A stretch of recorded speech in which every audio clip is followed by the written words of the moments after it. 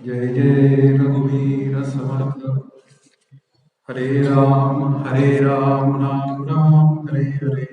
हरे कृष्ण कृष्ण कृष्ण हरे हरे। हरे राम राम राम हरे हरे। हरे कृष्ण कृष्ण कृष्ण हरे हरे। हरे राम राम राम हरे हरे। हरे कृष्ण कृष्ण कृष्ण हरे हरे। बोला पुंडलिक वरदा हरी विठ्ठल श्री ज्ञानदेव तुकाराम पंढरीनाथ महाराज की जय। श्री गुरु काकांना नमस्कार करतो, संत बाळूमामांनाही नमस्कार करतो. माझं आवडतं दैवत आहे ते. नंतर समोर बसलेले सगळे श्रोते, श्री सुनीलजी लुले आचार्य, सद्गुरू पदावर असलेले श्री चौगुले सर, या सर्वांना नमस्कार करतो. सर्वजण दमलेले आहेत याची मला कल्पना आहे, कारण 3 तास अभ्यास भगवद्गीतेचं चिंतन म्हणजे श्लोक म्हणण्याच्या निमित्ताने गीता जयंतीच्या मुहूर्तावर केल्यानंतर तसं बोलायसारखं काहीच उरलेलं नसतं. कारण गीता शब्दाचा एक अर्थ श्री चंपभिषीकरांनी माझ्या पत्नीला विचारला होता, तेव्हा त्यांना गीताचा अर्थ काही सांगता आला नाही.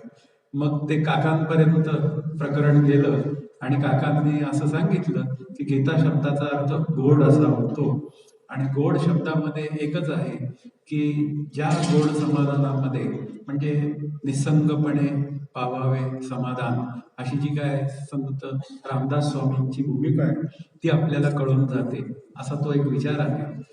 इथं मला एक भूमिका मांडायची आहे की हा जो मला 55वा 54वा आणि 55वा श्लोक जो दुसऱ्या अध्यायातील स्थितप्रज्ञ लक्षणाचा दिलेला आहे, त्यातल्या 55व्या श्लोकाची एक आख्यायिका आहे.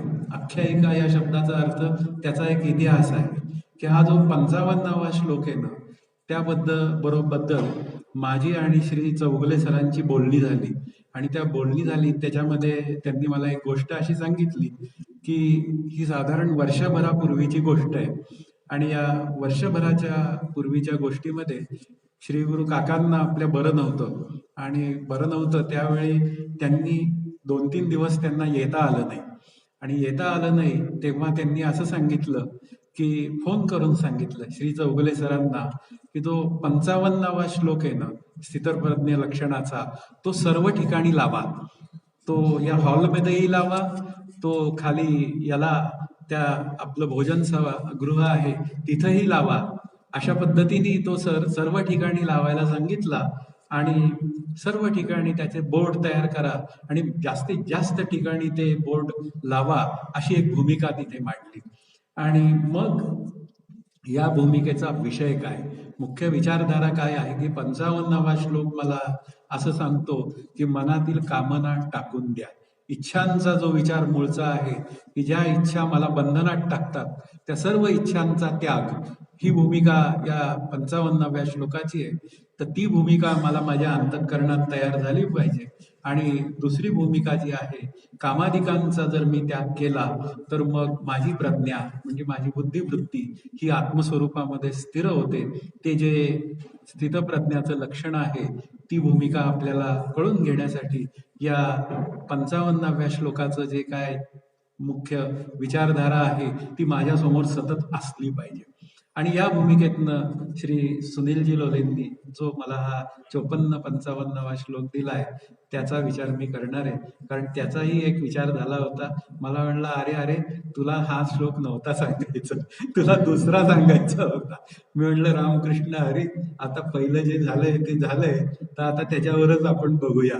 आणि अशा रीतीने त्याने उदार अंतःकरणाने मला हा श्लोक बोलायची संधी दिलेली आहे, तर मी त्यालाही नमस्कार करतो. आणि आजच्या विषयाचा जो मुख्य विचार आहे तो करायला मी विचार करतो. काय की दुसऱ्या अध्यायामध्ये एक भूमिका आहे. पहिल्या अध्यायाची भूमिका काय सांगते, अर्जुनाला विषाद झाला, अर्जुन महाराज संभ्रमात पडले, आणि ते संभ्रमात पडल्यामुळे ही दुसऱ्या अध्यायाची एक निर्मिती झालेली आहे. आणि निर्मिती झाल्यानंतर पूर्वीचं जे भगवंताचं आणि अर्जुनाचं नातं होतं ते खांद्यावर हात ठेवून चालणाऱ्यातलं नातं होतं. म्हणजे अर्जुन महाराज हे भगवान श्रीकृष्णांच्या खांद्यावर हात ठेवून जात होते, कारण त्यांचं काय होतं, तो नातेसंबंधातला विचार होता की भगवान श्रीकृष्ण हे माझे नातेवाईक आहेत. या भूमिकेतनं ती भूमिका अर्जुनाची होती.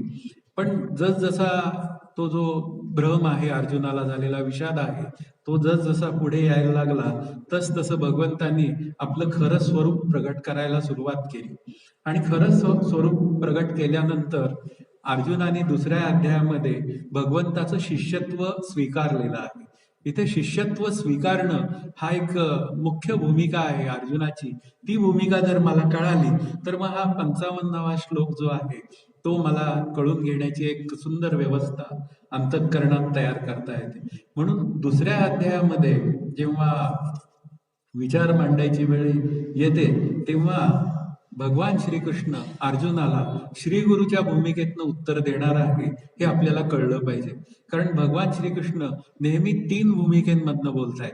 एक सगुण भूमिकेमधनं बोलतायत, एक निर्गुण भूमिकेतनं बोलतायत की जग माझ्यात नाही अशी भाषा बोलतायत, आणि तिसरी जी भाषा आहे की जी अर्जुनाला समजावून सांगण्याची भाषा आहे ती मात्र कशी भाषा आहे, तर ती श्रीगुरूंची भाषा आहे. आणि अशा पद्धतीने त्या मोहग्रस्त अर्जुनाची भगवंताला सोडवणूक करायची आहे आणि अधर्माचा नाश करायचाच आहे. यात वाद नाहीये की अधर्माचा नाश व्हायलाच पाहिजे. आणि पुन्हा अर्जुनाला जो मोह झालेला आहे की मी आणि माझे हा जो विचार आहे त्यातूनही त्याची सुटका झाली पाहिजे. आणि ती सुटका करून घ्यायची असेल तर मग आता काय आहे, या अर्जुनाला उपदेश केला पाहिजे. वेदांत विचार सांगताना मुख्य विचारधारा काय असते की वेदांताची भूमिका आहे ना ती प्रथमतः ज्ञान भूमिका मांडण्याची असते. की ते काय मला म्हणतात, तू ब्रह्म आहेस, ही वेदांताची मुख्य भूमिका आहे. आणि म्हणूनच इथे दुसऱ्या अध्यायात काय झालं, भगवंतांनी ज्ञानयोगच सांगितलं.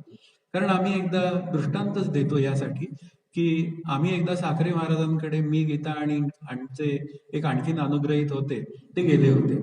आणि तिथं गेल्यावर त्यांनी एक प्रश्न विचारला की अभ्यास जो आहे फार कठीण आहे, म्हणजे विचारांनी अभ्यास करताना खूप दमछाक होते, तर काय करायचं, अशी एक भूमिका त्यांनी मांडली. तर ते म्हणाले नाही, प्रथमतः ज्ञानयोगच विचार केला पाहिजे. आता नसेल समजत म्हणे तर तुम्ही योगलक्षणा भक्तीने विचार करा, अभ्यास करा. म्हणजे तुम्ही चित्ताचा निरोध करा आणि चित्ताचा निरोध करून एक जीवब्रह्मैक्य सिद्धी ही प्राप्ती करा. आणि तेही जमत नसेल तर तुम्ही काय करा, प्रेमलक्षणा भक्तीने आहे तितुके देवाचे, हे सर्व काही देवाचं आहे या भूमिकेत जा. आणि त्यातून तुम्ही त्या भगवान श्रीकृष्णाला किंवा माझ्या श्रीगुरूंना ओळखण्याचा प्रयत्न करा. तेही जमत नसेल तर निष्काम कर्म करा, निष्काम उपासना करा. तेही जमत नसेल तर चांगलं वागा, आणि तेही जमत नसेल तर मरा आणि परत जन्माला या, असं त्यांनी शेवट सांगितलं. आता यातलं काय परवडतंय, तर अर्जुनाला काय सांगितलं, ज्ञाननिष्ठा सांगितली. म्हणजे अर्जुनाचा अधिकार काय होता, जरा श्रेष्ठ दर्जाचा होता. म्हणून इथे हा जो विचार मांडलाय की हे जी काय युद्ध भूमिका आहे, युद्धभूमीवर सांगितलेली जी काय भगवद्गीता आहे, तर हे जे काय सर्व तुझं कर्म आहे, युद्ध करण्याचं कर्म, हे पोटातलं पाणी न हलता, ही आपल्या काकांची भाषा आहे, याचा अर्थ कुठेही तिथे पुन्हा मोह किंवा द्वेष, मत्सर अशी कोणतीही भूमिका अंतःकरणात न येता हा युद्धाचा प्रसंग आहे तो साजरा झाला पाहिजे. आणि तो साजरा व्हायचा असेल तर मग आता त्याला पुन्हा बुद्धियोग सांगितला पाहिजे, अशी एक भूमिका आहे. आणि मग ती भूमिका करण्यापूर्वी, सादर करण्यापूर्वी, म्हणजे तो जो 53वा श्लोक आहे त्याचाही किंचित विचार करायचा आहे. आणि तो 53व्या श्लोकामध्ये एक ओवी आलेली आहे की समाधी सुखी केवळ जय बुद्धी होईल निश्चळ, तै पावसी तू केवळ योग स्थिती, अशी एक भूमिका, मुख्य मुद्दा मांडला की आत्मानंदाने तयार झालेली वृत्ती जी आहे ना ती योग वृत्ती आहे. म्हणजे मुख्य विचार काय आहे, ती जीव आणि ब्रह्म यांचा ऐक्ययोग सांगितलेली स्थिती वृत्ती आहे. आणि ती स्थिती वृत्ती हे सर्व योगांचं काय आहे, फळ आहे. आणि या योगांचं फळ या शब्दाचा अर्थ कर्मयोगाचंही, पुन्हा प्रेमयोगाचंही आणि पुन्हा ज्ञानयोगाचंही. म्हणजे तुम्ही मला प्रश्न कराल की कर्मयोगाचं फळ कसं काय? तर निष्काम कर्म, निष्काम उपासनेने चित्ताची शुद्धी आणि शांती. आणि पुन्हा मध्ये एक शब्द आहे ज्ञानद्वारा. हा शब्द नेहमी लक्षात ठेवायचा की आत्मज्ञानद्वारा, ब्रह्मज्ञानद्वारा या योगस्थितीला, म्हणजे तू काय आहे त्या साम्य योगाला तू प्राप्त होशील. आणि साम्य योगाला प्राप्त होशील अशी एक शंकर महाराजांनी त्या ओवीमध्ये साम्ययोग हा शब्द आणला. आणि मग त्यासाठी तू निष्काम कर्मोपासनेचं श्रवण कर, नंतर मनन कर. श्रवणामध्ये काय आहे ते जीव आणि ब्रह्म यांच्या ऐक्य ज्ञानाचाच विचार कर. नंतर मननामध्ये पुन्हा मी सच्चिदानंद रूप आहे याचाच विचार कर. हा साधक विचार आहे. आणि बाधक विचार जो आहे तो माझ्या सत्यत्व जे मला वाटतंय, देह सत्य, मी करता, अशा भूमिकेला छेद देणारं जे मिथ्या तत्वज्ञान आहे त्याचाही तू विचार कर. आणि त्या सत्यत्व बुद्धीला छेद दे. आणि पुन्हा अनुकूल जो विचार आहे तो मी आत्मा आहे अशा वृत्तीत तू स्थिर हो. आता ही जी साम्ययोगाची जी भूमिका आहे ती व्यावहारिक भूमिका पण त्यांनी मांडली. म्हणजे ती आता मी मांडणार नाहीये, कारण आपल्याला असलेला वेळ आणि आता 12:30 पर्यंत श्री गुरु काका येणार आहेत. तर या सगळ्या विचारामध्ये आपल्याला चिंतन बसवायचंय. तर आपल्याला समजून घ्यायचंय की ती व्यावहारिक भूमिका आहे साम्यवादाची, ती तुम्ही त्यांच्या प्रस्तावनेमध्ये जाऊन पहा, तिथं काही अडचण नाहीये. पण मूळ जो विचार आहे साम्यवादाचा तो असा आहे की ते उपनिषदाचं तत्वज्ञान आहे आणि भगवंताचंही तत्वज्ञान आहे. आणि मग या भगवंताच्या तत्वज्ञानावर श्री ज्ञानदेवांनी ओवी काय लिहिली तर हे समस्तही वासुदेव. मुख्य विचार काय आहे, ऐसा प्रतिती रसाचा बोतला भावो, अशी जी वृत्ती आहे ना ती साम्य वृत्ती आहे. आणि ती साम्य वृत्ती ही स्थितप्रज्ञाच्या अंतःकरणाची स्थिती आहे. म्हणजे ही जी काही योग स्थिती आहे ती भक्ती मार्गाचा विचार केला तर भरला घनदाट हरी दिसे या पद्धतीने ती व्यक्त होते.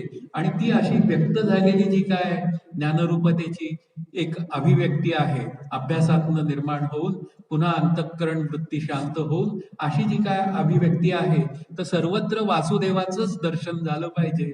ही जी काय भूमिका आहे ती साम्ययोगाची भूमिका आहे. ही 53व्या श्लोकाच्या शेवटी मांडली. आणि 53व्या श्लोकाच्या शेवटी मांडून मग मुख्य भूमिका काय आहे तर ही स्थितप्रज्ञाची भूमिका आहे असं तिथे एक 53व्या श्लोकामध्ये केवळ एक ओझरता स्पर्श केला. आणि ओझरता स्पर्श केल्यानंतर मग अर्जुनाच्या अंतःकरणात प्रश्न निर्माण झाले की नक्की याचा विचार कसा करायचा. आणि त्यातून त्या 54व्या श्लोकाचा जन्म आहे. म्हणून इथे जेव्हा श्लोकाचा जन्म होतो तेव्हा त्या अर्जुनाच्या अधिकाराचा विचार करावाच लागतो. कारण शेवटी काय आहे, अधिकारानुरूपच साधना, अभ्यास या गोष्टी सांगितल्या जातात.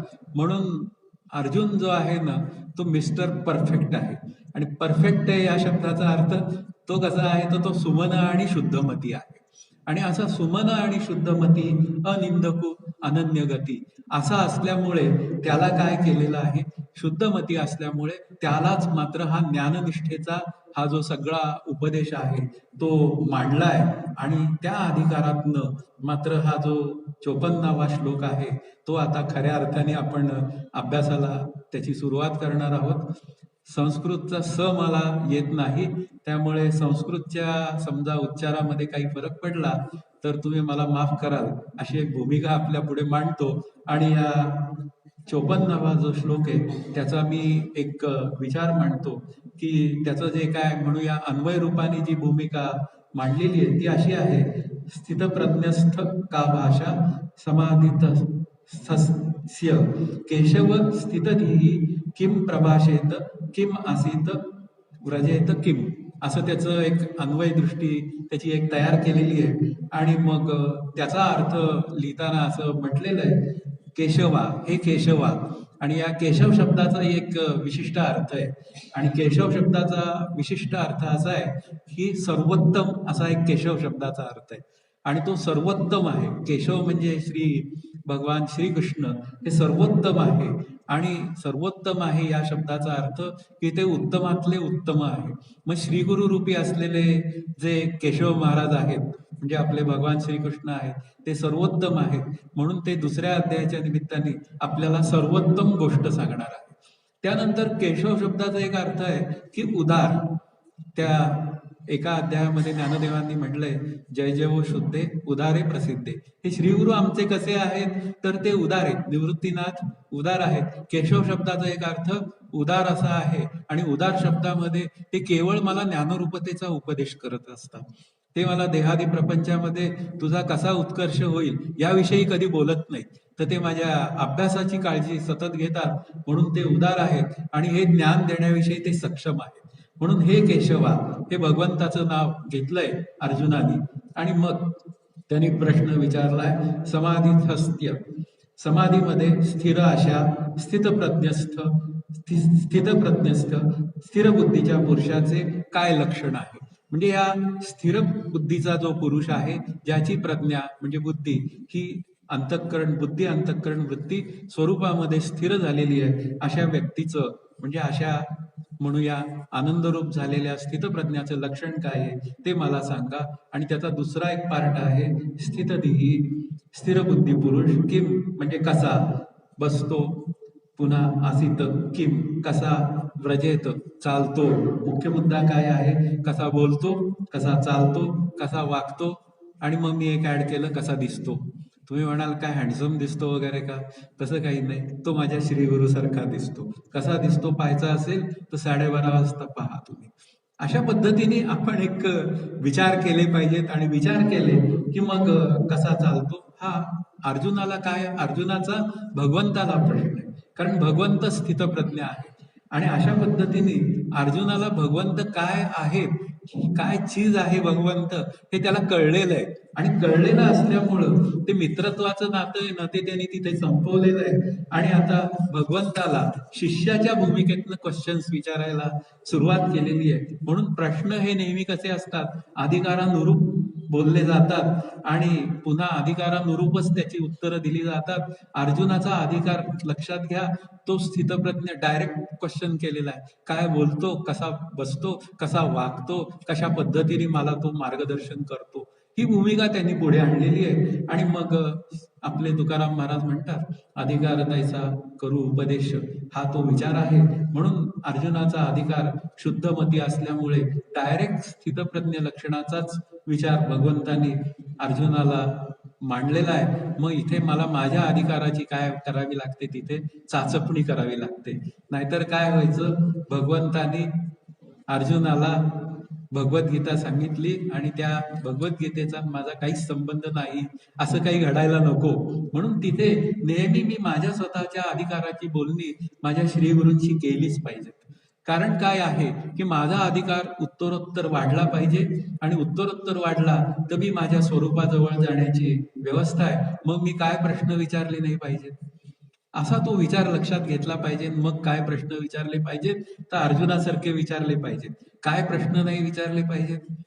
मग भेटलो श्री गुरूंना की मग काय मी विचारतो, काका तुमची तब्येत कशी.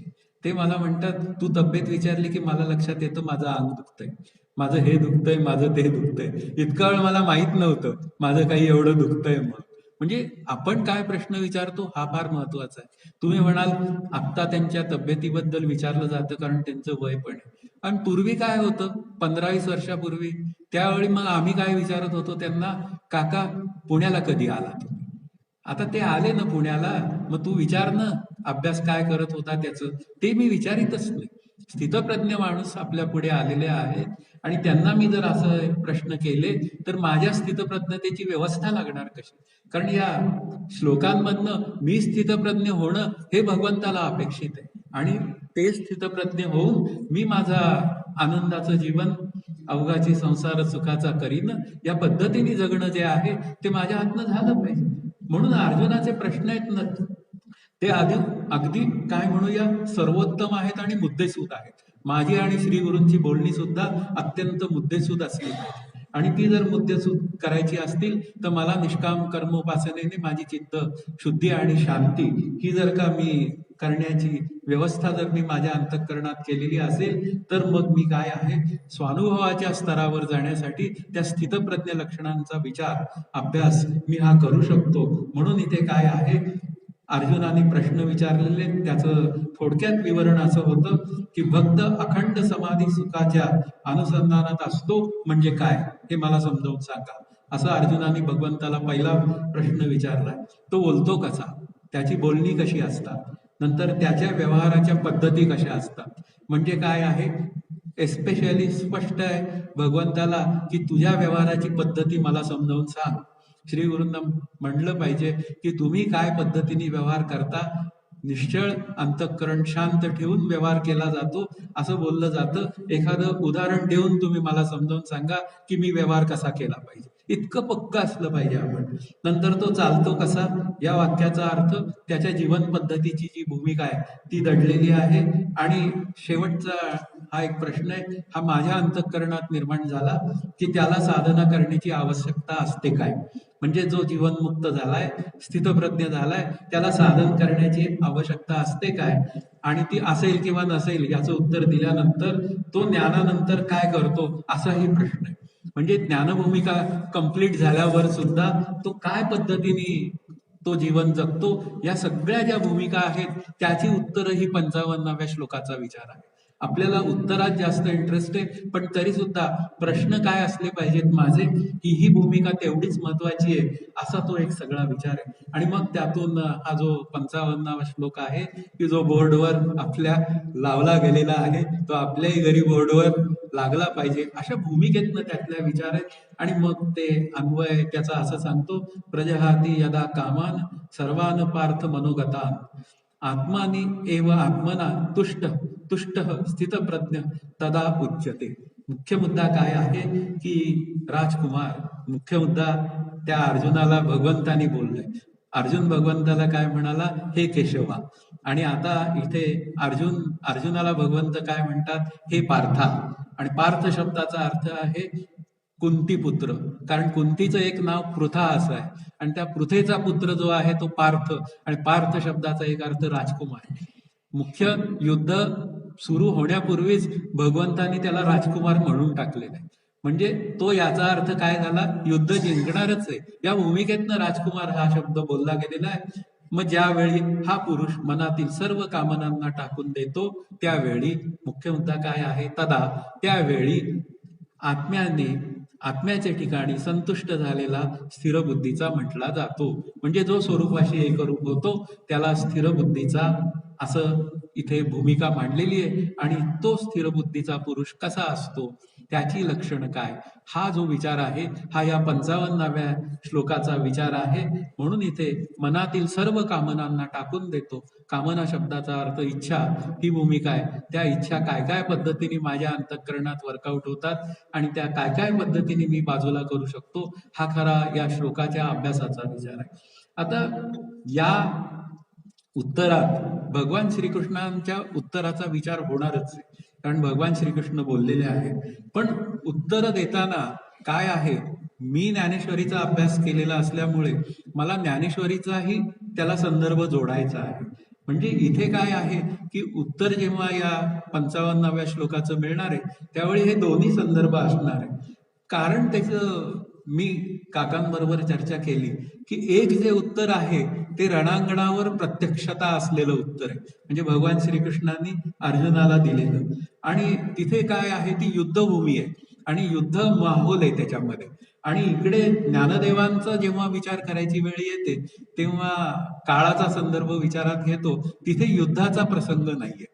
तिथे जेव्हा ज्ञानेश्वरी लिहायला घेतली त्यावेळी निवृत्तीनाथ, सोपानदेव वगैरे हे सगळी मंडळी बसलेली आहे. आणि तिथे मात्र हे जे काय माऊलींनी ओव्यांच्या स्वरूपात दिलेलं उत्तर आहे ते निवृत्तीनाथांसमोर आहे. आणि त्यावेळी हाच श्लोकाचा विचार मात्र प्रेमभावातनं झालेला आहे. म्हणजे कामाधिकांचा त्याने त्याग केलेला असतो. या दोन्ही गोष्टींचे विचार एक रणांगणावर सांगितलेले विचार आहेत, ते अग्रेसिव्हली आहेत. आणि जेव्हा ज्ञानदेवांचा विचार करायची वेळ येते त्यावेळी अग्रेसिव्ह भाव संबंध नाहीये, तर त्यावेळी प्रेमभाव संबंधातनं दिलेला आहे. म्हणून परत परिस्थितीचा आहे, एक युद्धजन्य परिस्थितीत दिलेलं उत्तर आहे आणि एक प्रेमजन्य परिस्थितीत उत्तर दिलेलं आहे. म्हणून भगवान श्रीकृष्णांचं उत्तर कडक आहे आणि ज्ञानदेवांचं उत्तर जरा प्रेमळ आहे. मग आपल्याला कोणतं उत्तर पाहिजे, प्रेमळ उत्तर पाहिजे का कडक उत्तर पाहिजे का दोन्ही उत्तर पाहिजे, हे श्रोत्यांनी मला सांगावं.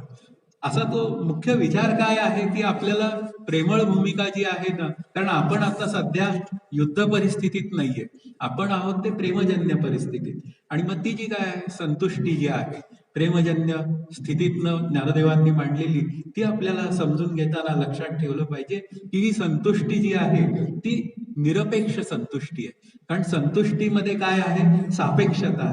केवळ स्वरूपाच्या ठिकाणी बुद्धी स्थिर केली की जे काय मला प्राप्त होतं त्याला काय म्हणतात, त्याला त्या निरपेक्ष संतुष्टीचा विचार असं म्हणतात.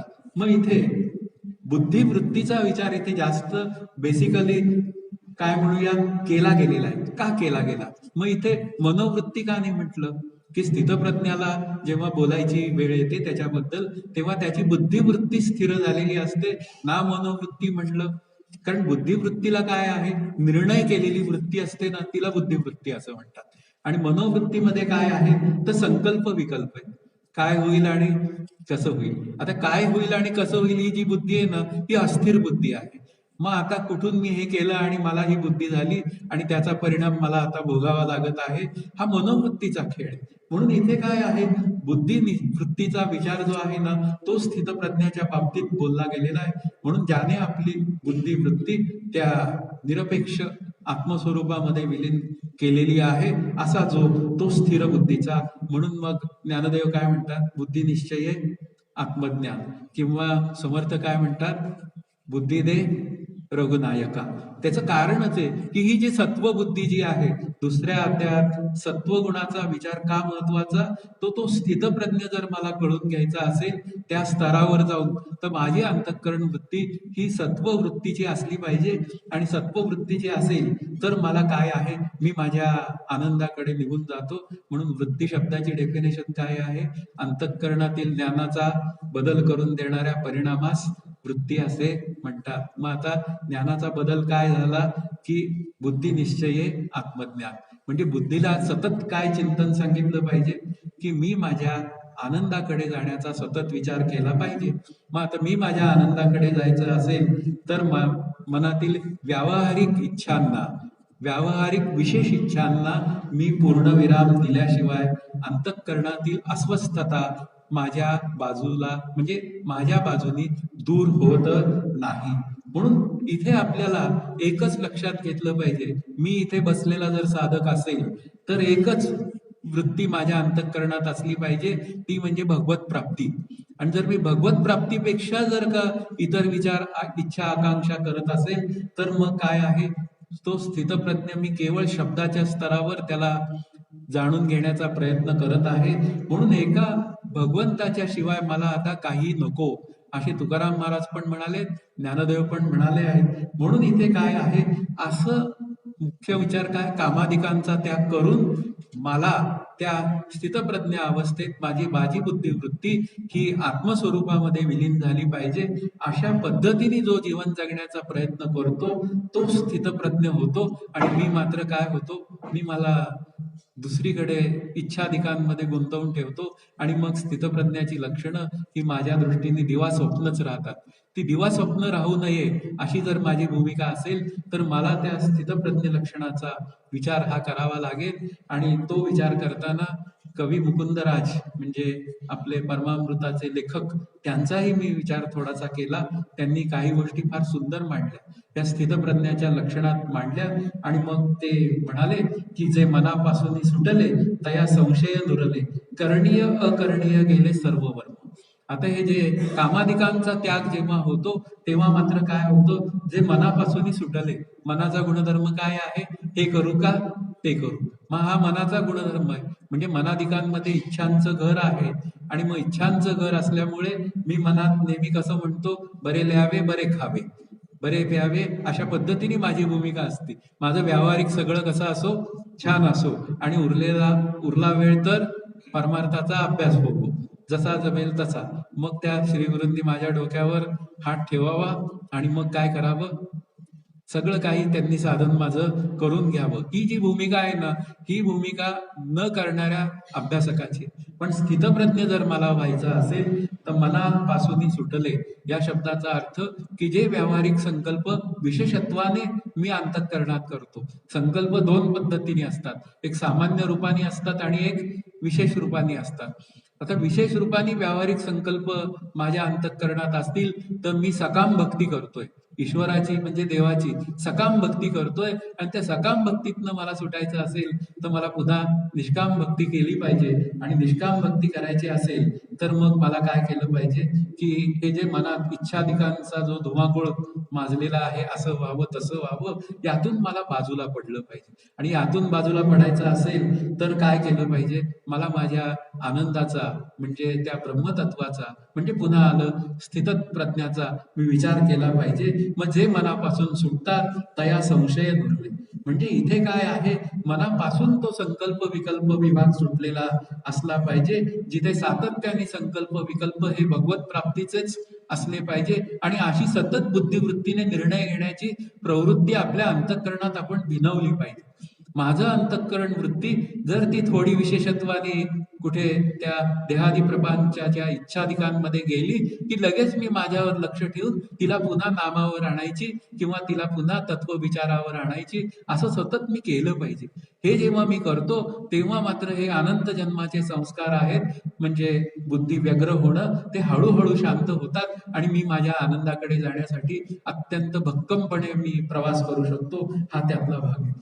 आता इथे जो करणीय अकरणीय गेले त्याच्यामध्ये कर्ता भोक्ता भाव पण आहे, की हे जे स्थितप्रज्ञाचं लक्षण सांगितलंय की त्याच्यामध्ये काय इच्छाधिकांचा त्याग झाला. मग इच्छाधिकांमध्ये काय आहे, मी करता ही भूमिका आहे. आणि समर्थ म्हणतात मी करता ऐसे म्हणसी तेणे मी कष्टी होसी, राम करता म्हणसी यश कीर्ती प्रताप, किंवा मज देवनी जाळीत कर्मफळे. मग इथे एवढी सोपी उत्तर जर ज्ञानदेव आणि समर्थ देत असतील तर करणीय ही भूमिका माझ्या अंतःकरणातनं संपली पाहिजे.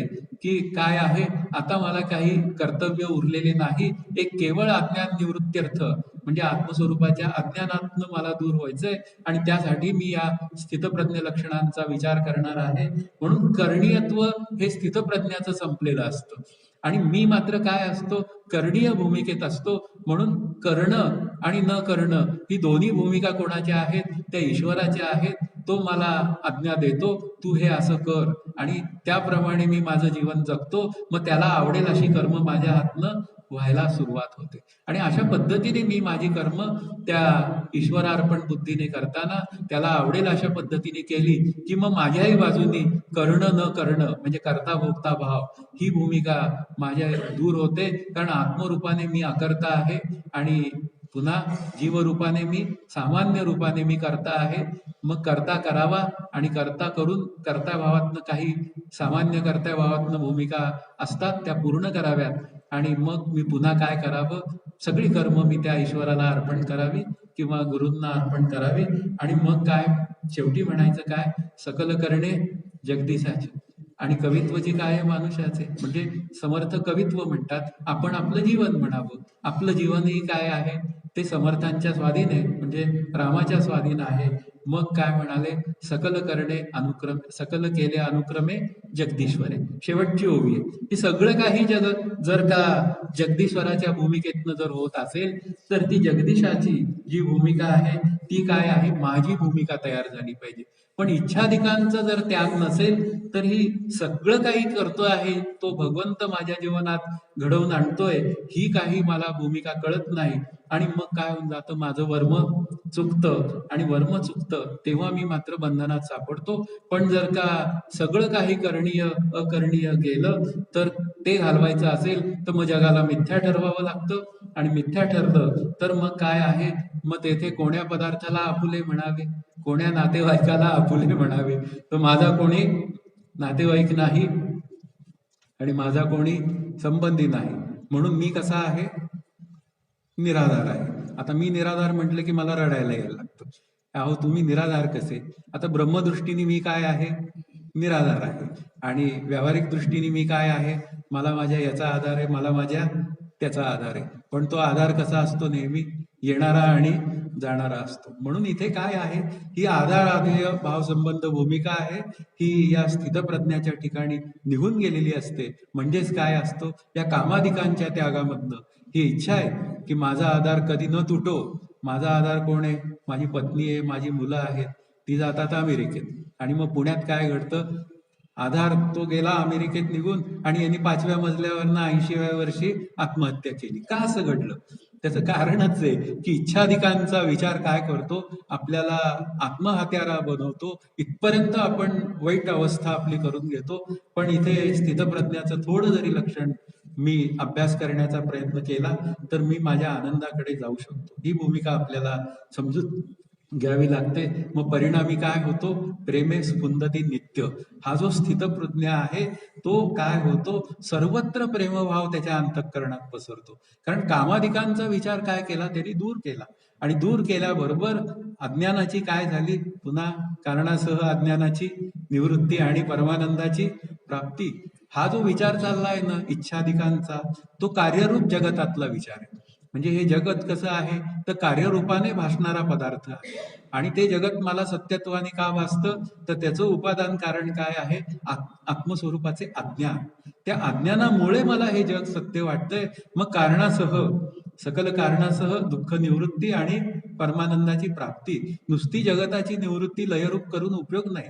इच्छाधिकांचा त्याग करायचा आणि मग तो मी ठरवला की काहीतरी मी करतो, देवाला जातो, तीर्थस्थानाला जातो, इकडे जातो, तिकडे जातो, पण तेवढ्या पुरतं मला बरं वाटेल. तिथून मी घरी आलो की पुन्हा काय आहे, मग आता काय केला पाहिजे, तस्मात विचार करावा, देव कोण तो ओळखावा. देवाला ओळखण्यासाठी जी भूमिका आहे ना, ती स्थितप्रज्ञाची भूमिका आहे. त्याचं लक्षण जे आहे ते बरोबर आहे, पण त्या लक्षणाला जाण्यापर्यंत माझी जी काय अंतःकरणातली विचारधारा आहे ती मला पक्की करता आली पाहिजे. म्हणून तो काय आहे, भरला घनदाट हरी दिसे, अशा पद्धतीचा असतो. आणि भरला घनदाट हरी दिसे असे जर भूमिका माझ्या अंतःकरणात तयार करायची असेल तर मग काय आहे, एक हरी आत्मा जीव शिव समा, वाया तू दुर्गमा न घाली मना. आता तू काय कर, हरीच आत्मरूप आहे, आत्माच हरिरूप आहे, हरिपाठात सांगितलंय, त्या दृष्टीने तू पहा.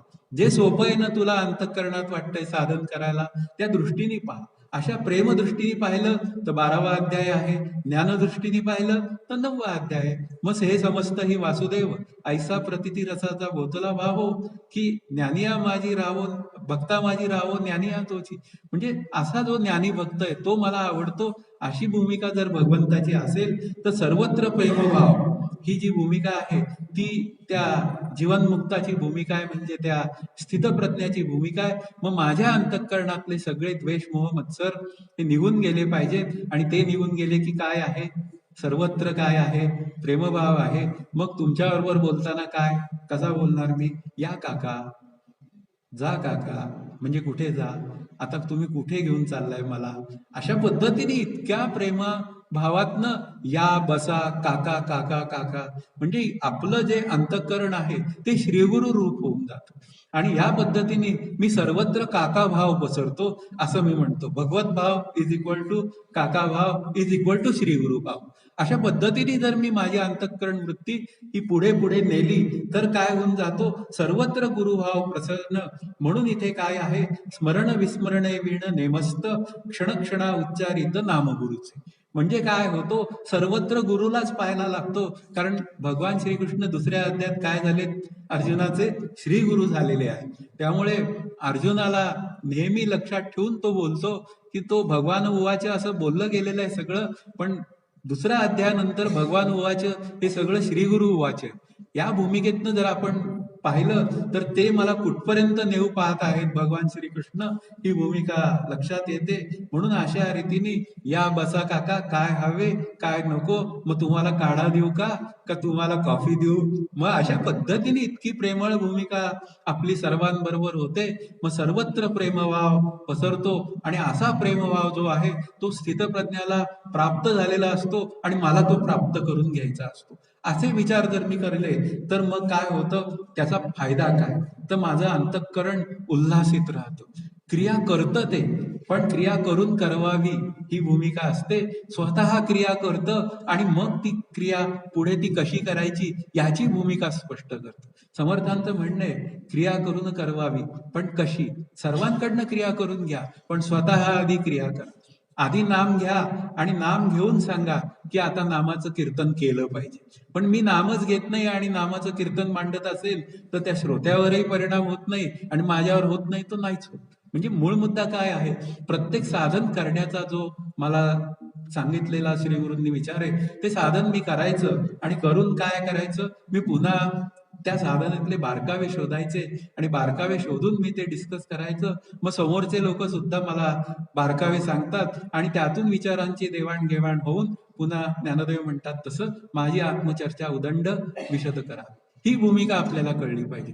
कारण एकदा मी श्री गुरूंना विचारलं की नक्की तुम्हाला प्रवचन आणि आत्मचर्चा यात नक्की तुम्हाला काय आवडतं ते सांगा. तर ते मला म्हणाले मला आत्मचर्चा आवडते, पण उदय प्रवचन पण व्हायला पाहिजे. अशी भूमिका त्यांनी मांडली. पण मुद्दा काय आहे? आत्मचर्चा व्हायला पाहिजे. आणि आत्मचर्चा जिथे असते ना, ती वन वे नसते, ती टू वे असते नेहमी. आणि वन वे ट्रॅफिक नाही चाललं पाहिजे. प्रवचनात वन वे ट्रॅफिक आहे आणि टू वे ट्रॅफिक कुठे आहे?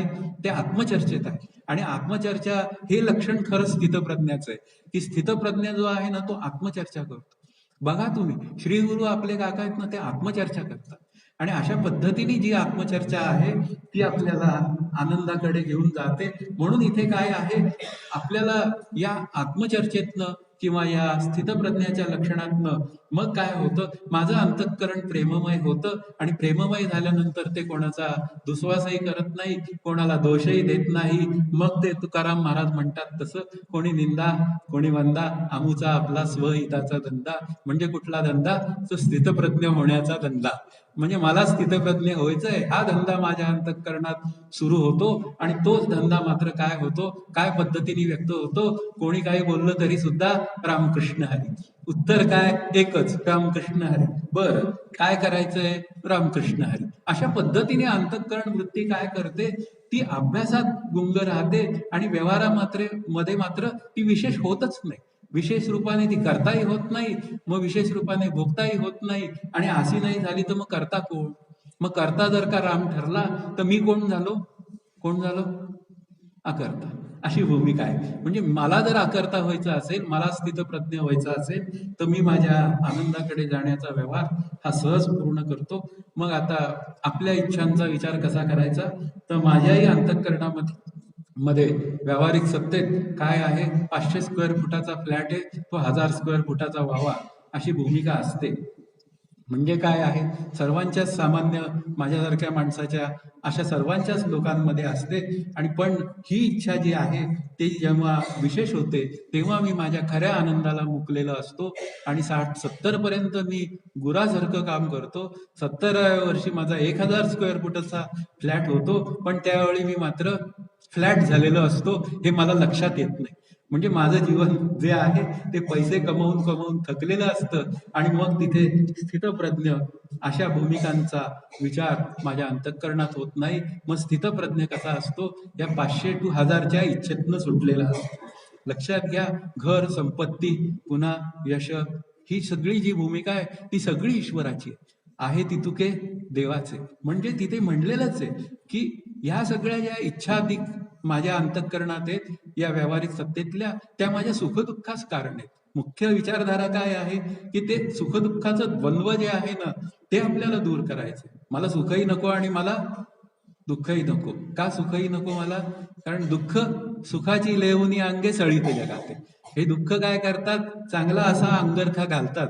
आणि अंगरखा कसा असतो त्याचा, अत्यंत छान असतो.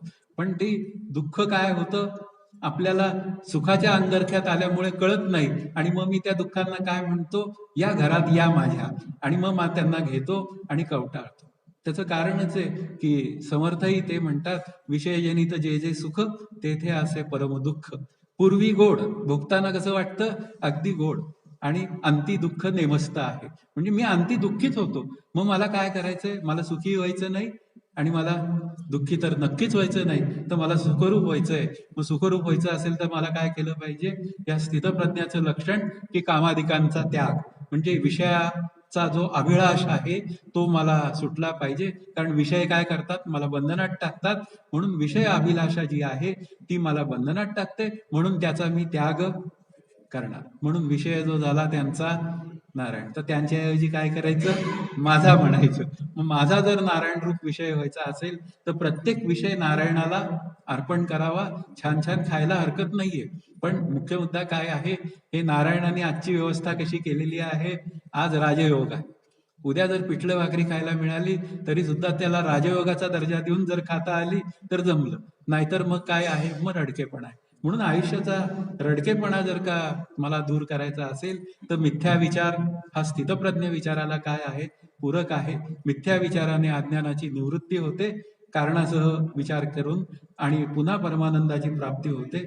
साखरे महाराज एकदा म्हणाले होते की मी तुम्हाला इतके दिवस आता काय सांगतोय, या विचारसागर शिकवण्याच्या निमित्ताने मी तुम्हाला मिथ्या विचार सांगतोय, पण तुमच्या सत्यत्व विचारात काहीही फरक पडत नाहीये. आणि माझा मिथ्या विचार पूर्ण असल्यामुळे एखादा सत्यत्व विचार माझ्या अंतःकरणात आला तरी मला फरक पडत नाहीये. यावरून त्यांना असं सांगायचंय की जीवनमुक्ताच्या अंतःकरणामध्ये तरंगाच्या स्वरूपात एखादा काय म्हणूया या व्यावहारिक सत्तेतला विशेष विचार होऊ शकतो, पण पूर्वी जी काय साधन केलेली वृत्ती असते ती त्या विचाराला सहज सोडून देते, आणि त्याची आनंद रूपतेची जी अंतःकरण वृत्ती आहे स्थितप्रज्ञाची, ती कुठेही बिघडत नाही. आणि माझी बिघडते, म्हणून मला काय करायचंय, मला माझ्या अंतःकरणामध्ये मिथ्या दृष्टी विचार तो जागरूक ठेवायचा आहे. आणि जागरूक ठेवायचा आहे तर मला विवेक करण्याशिवाय प्रयत्न नाही. आणि विवेक काय सांगतो की आत्माच तेवढा सत्य असून उर्वरित जगत मिथ्या आहे. म्हणून इथे आपल्याला काय केलं पाहिजे, तर विवेकाने वागलं पाहिजे. मग आता विवेक करताना मग या स्थितप्रज्ञाच्या विवेकाचं काय, अशी भूमिका आपल्या पुढे येते. मग स्थितप्रज्ञाचं अंतःकरण विशेष रूपाने कुठेच ते काय म्हणूया युक्त होत नाही, म्हणजे त्या व्यावहारिक दशेमध्ये ते लिप्त होत नाही.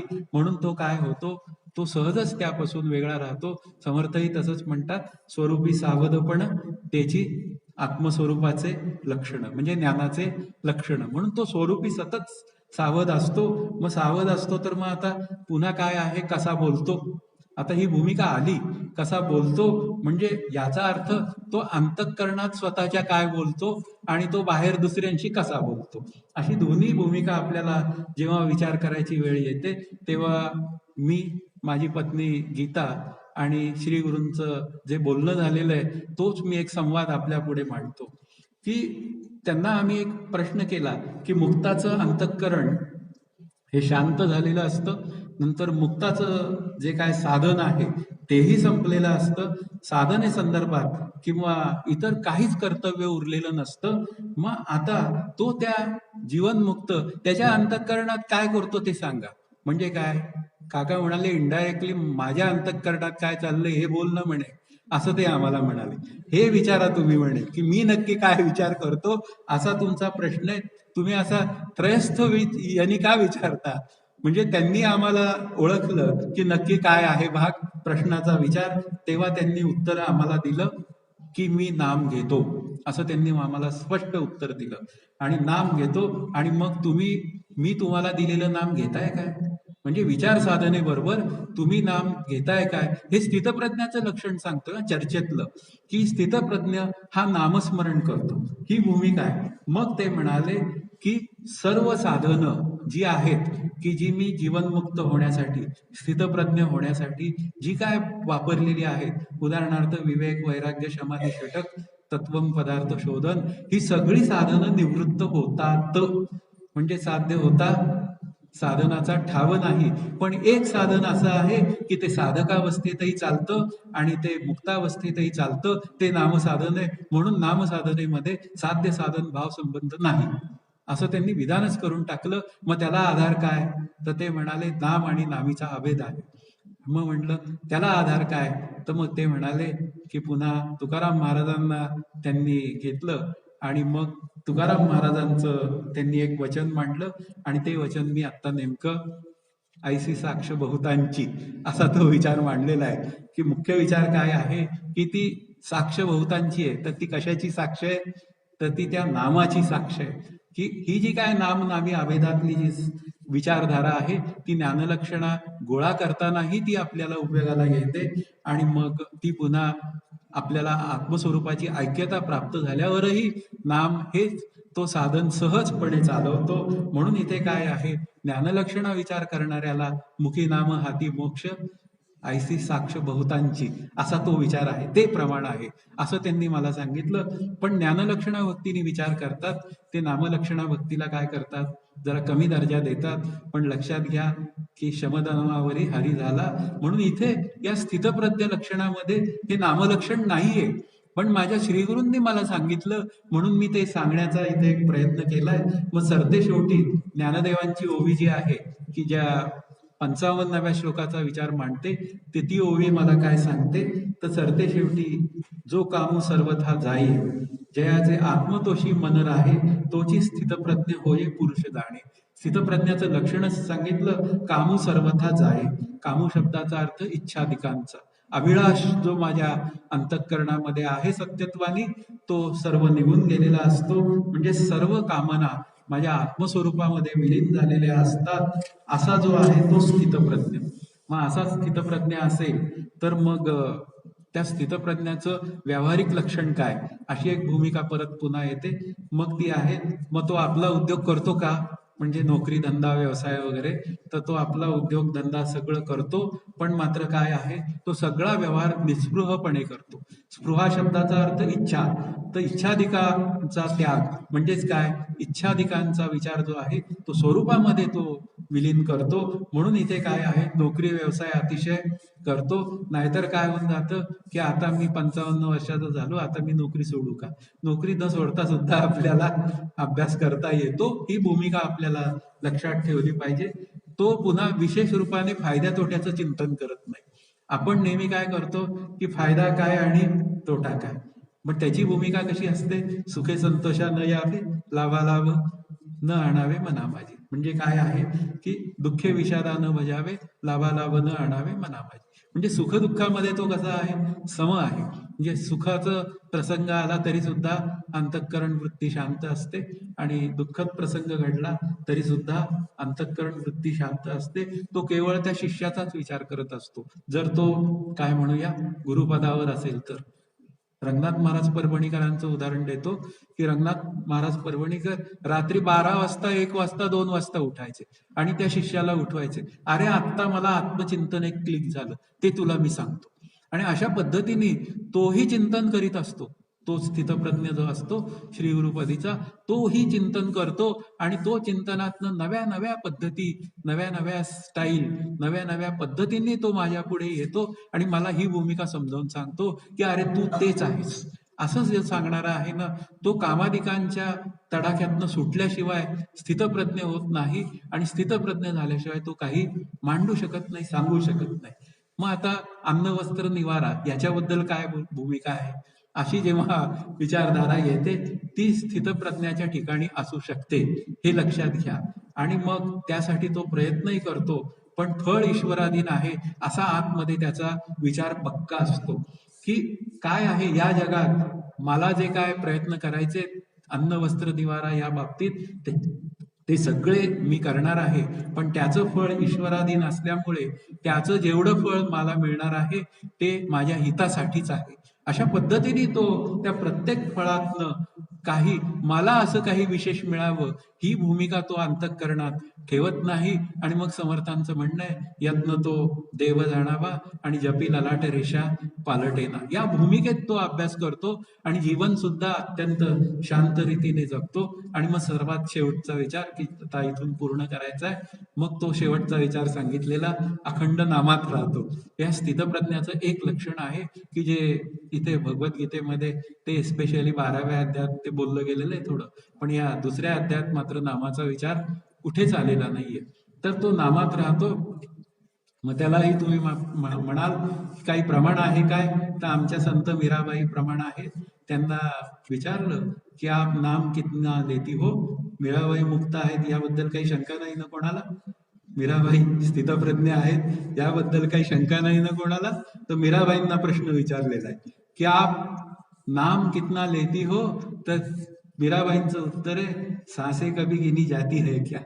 असं जे काय नामस्मरण आहे, अंतिम विचार जो आहे की तो सगळा विचार करून मुक्त होतो आणि सरते शेवटी कशात राहतो, नामात राहतो. असा जो कामाधिकांचा त्याग करून पुन्हा स्थितप्रज्ञ लक्षणात म्हणजे आनंदात राहतो. विषयांचा इच्छांचा त्याग केलेला असतो, कधी कधी संगत त्याग असतो, कधी कधी पुन्हा म्हणूया विषयतः त्याग असतो.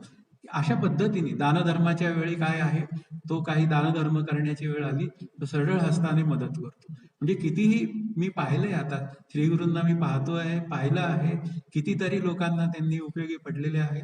अशा रीतीने त्याचं जीवन हे अत्यंत संपन्न जीवन असतं. आणि असं ते 55व्या श्लोकाच्या लक्षणातल्या व्यक्तिमत्वाचं जीवन आहे. 55 मिनिटं बोललेलो आहे, 10 मिनिट अधिक बोललेलो आहे, तर 10 मिनिटासाठी मी क्षमा मागतो. 60 मिनिटाच्या वर गेलो असतो तर साखरे महाराजांनी मला 80 मार्क आधीच कापून टाकले असते.